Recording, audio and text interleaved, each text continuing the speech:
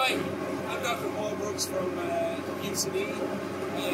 We're out here today. We're heading out on the Puffin out to Kish Lighthouse to do some work as part of work package 9 in Ecostructure.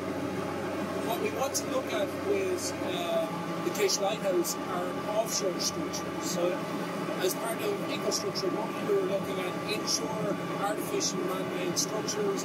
As part of phase 2, we were heading out to the offshore structures.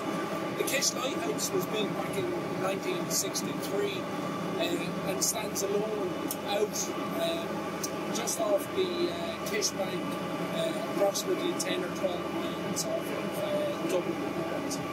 As part of this work, we want to sample water for eDNA, pick up on environmental DNA in the water. We'll also be sending out divers to sample the biota and fish assemblages that are surrounding these artificial structures out in the green setting.